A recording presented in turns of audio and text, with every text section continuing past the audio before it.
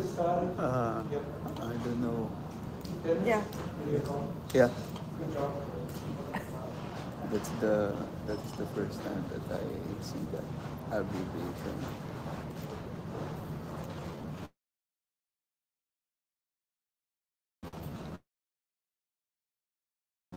The findings on the study that I conducted about AI or artificial intelligence as a tool of instruction in higher education institutions in the Philippines. So from the perspective of academicians, the innovations of AI being implemented in higher education course among higher education institutions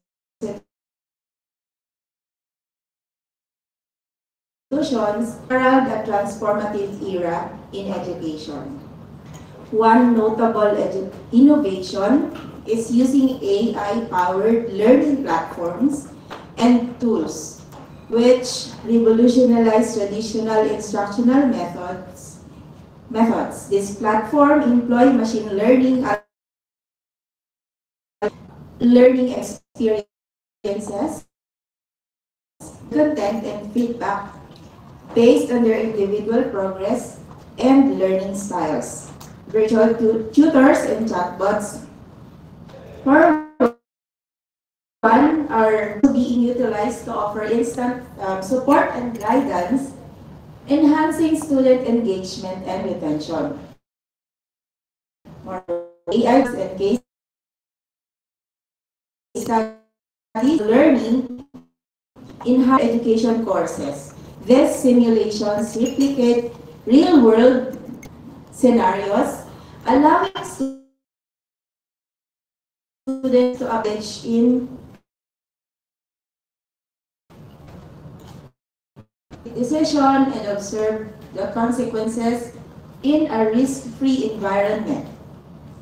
Such immersive experiences not only deepen understanding but also cultivate critical decision-making skills essential as in the business world.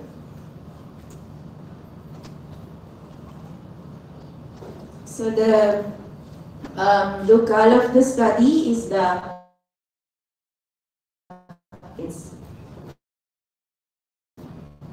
so this study explored the application of AI as an instructional tool in higher education institutions, concentrating on four key dimensions, which are the instruction, faculty, courses, and equipment.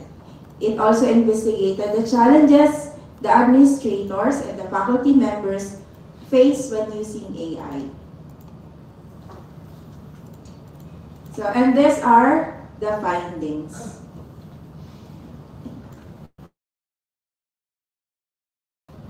Composed of female mid-career faculty members with fewer younger professionals and administrators.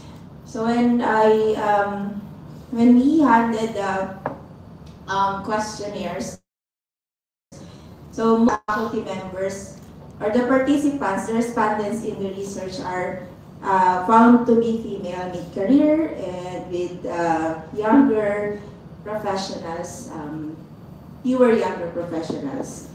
So with these findings, we come up with the following recommendations. Since there are more seasoned faculty members, both serving as an administrator and faculty members in this study, recommendation is to implement a mentorship and professional program that ensures seasoned administrators and faculty members to be still favored while addressing the workforce composition.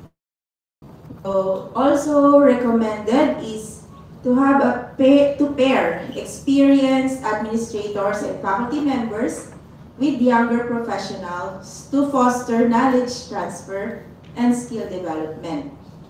Another is to encourage seasoned faculty and administrators to share their insights and best practices to ensure continuity of institutional knowledge. Also, they can offer, or targeted training and development programs can be offered or can be administered to the mid-career faculty to enhance their skills when using AI tools and to prepare them for bigger roles or leadership roles. And also for the younger professionals, which in this particular study, I have few younger professionals, they should be given opportunities or be provided with opportunity and experience as well. Another findings is that among the 4 dimensions that that we focus on, faculty instruction courses provide a generally good assessment of AI technology utilization in the context of learning with specific areas. Also, the dimension, which is the equipment, shows that it has low level of satisfaction and utilization. So my recommendation for the finding is to develop a comprehensive strategy that integrates AI across the 4 dimensions of instruction, faculty, courses, and equipment. That strategy is enhancing learning experiences through AI while addressing specific challenges identified in each dimension. Also, the institution structure and resources, particularly in the area of equipment. So another findings is to underscore a statistically significant difference. There is a statistically significant difference in AI usage patterns between those faculty members which also serve as an administrator in a given institution and faculty members who are full-time teaching. So this suggests that each group leverage AI differently in their professional practices. So the recommendation is to implement tailored training programs for administrators and faculty members, which is based on their specific roles and needs in utilizing AI. So the said program should focus on enhancing AI literacy, teaching methodologies augmented by AI, and technical skills necessary for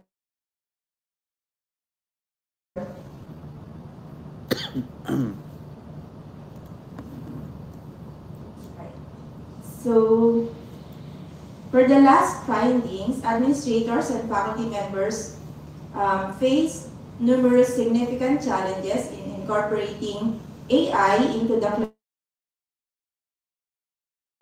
classroom, need more awareness, and eventually it should be trained, balance technology use, technical help, privacy safeguards, and equitable access to enable effective adoption.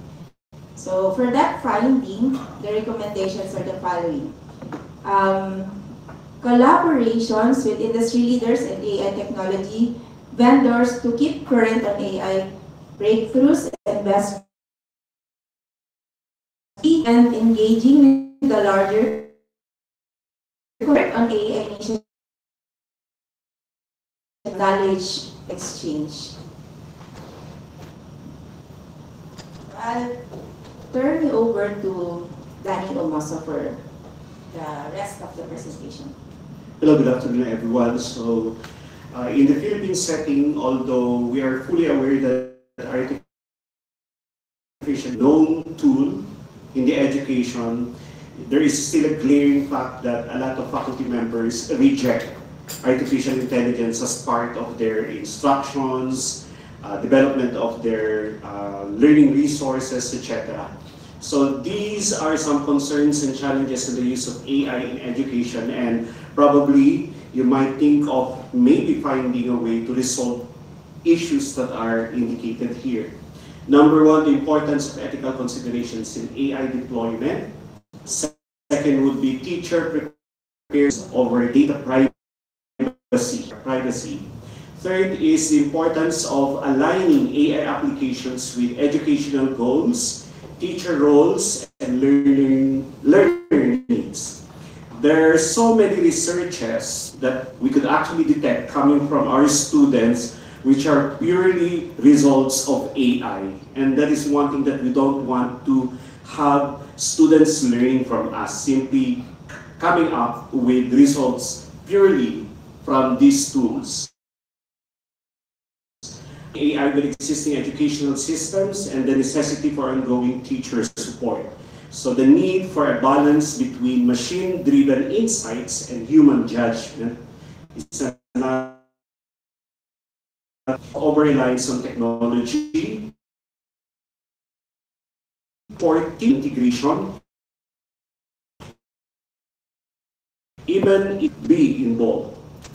The need for, highly dependent on the quality of the underlying algorithms and content.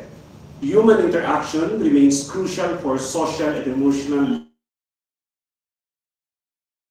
learning programs. Yesterday, somebody asked if how we would be able to use AI as part of our references, and we could actually do that by simply putting in our references OpenAI then the year. Then of course, if you're going to put it in the references, you have to indicate where or the address in your URL. That would be enough as a particular evidence that the tool that you, or the outcome or the result that you have included in your material came from AI. But it is important also to do cross-referencing. We have observed that by look else indicated in the result of an AI RL. So it is very important to do cross-referencing to check if the output is really correct. This is one, or this can be identified as the biggest role of the teacher, to learn as fast as these tools are coming up.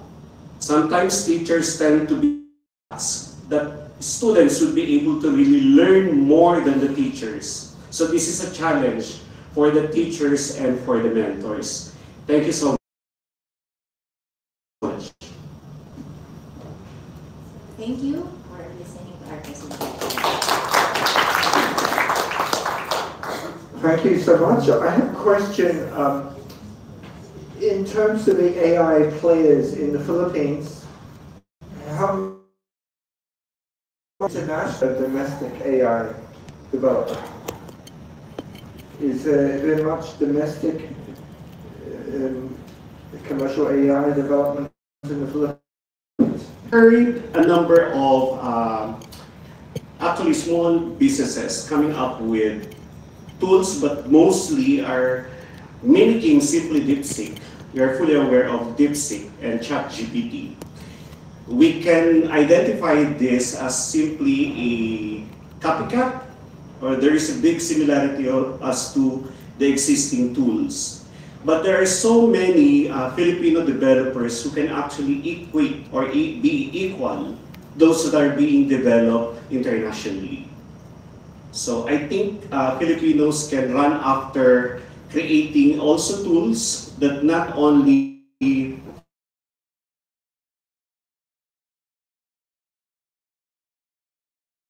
BTMing,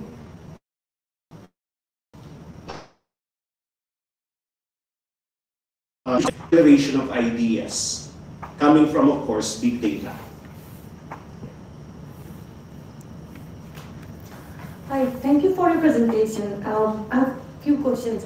So can you give us examples of the AI tools that's been used in the higher education in Philippines now? Is it just ChatGPT? Are you using Copilot? Are you using OpenAI? Hi, so it depends. In our case, since we're using Microsoft, so we use Copilot. In another schools, I know that tool to use in their school, so they can use ChatGPT, Copilot, and a lot of other AI tools.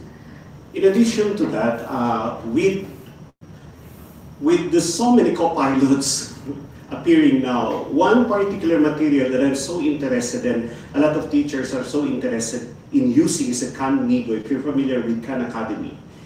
that a teacher would actually unburden tasks that they were doing. That's how good can is. Also, possibilities of using materials coming from Coursera and a lot of LMS. AI is incorporated to a lot of learning management system now. So it's really a good tool, but as I've said, we have so many older professors or teachers who would reject immediately the idea of an AI. So that's the main problem. And are you using it for teaching, for interaction, in the groups in the classroom, or for the assignment writing? Actually, in all aspects, we use AI in research, in the instruction, in the delivery, and even in mentoring. So we find it extremely useful. But again, there underlies the ethics of it.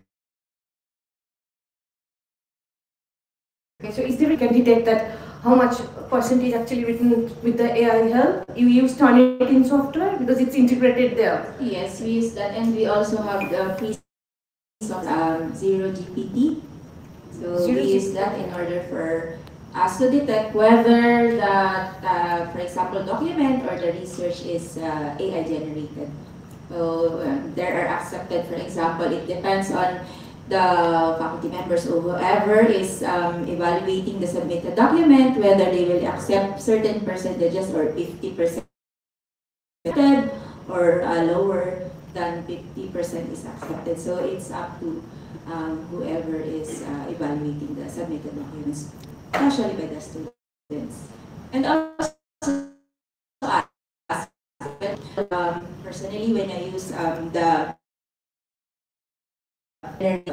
any tool that detects whether it's AI generated, I see to it that it's either 0 to 10% by rephrasing it, by improving it. Or sometimes I give my idea first, and then I just ask the help of the AI, it cannot do the critical evaluation, right? yes. It's getting wrong there anyhow, Yes. even including Copilot, ChatGPT, Yes, all we the agree. tools as well. So regarding that. Yeah, thank you. Okay, one more last question here. Thank you. Hello. Yeah, just wanted to share my sentiment with regards to the rejection of, especially of our older faculty, to use AI. But although yes, they're not, no, but there is actually a basis or a foundation why they feel that way.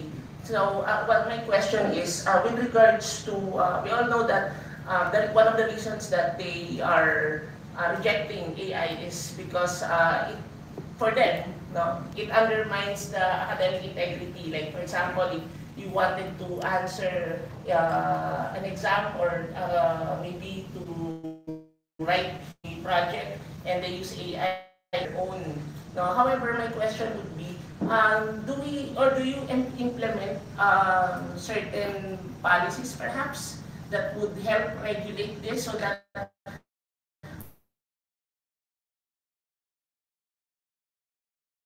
there is AI doing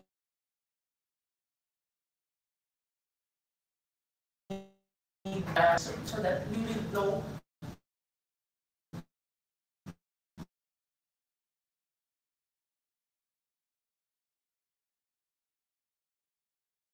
okay or With regards to the use of AI, so that they can minimize or they can have when they can decide when it is or not. So it depends on the different institutions what policies they will be implementing with regards to the use of AI. So I believe that in the Philippines, for example, we have our own policies. Thank you. Thank you very much. Thank you.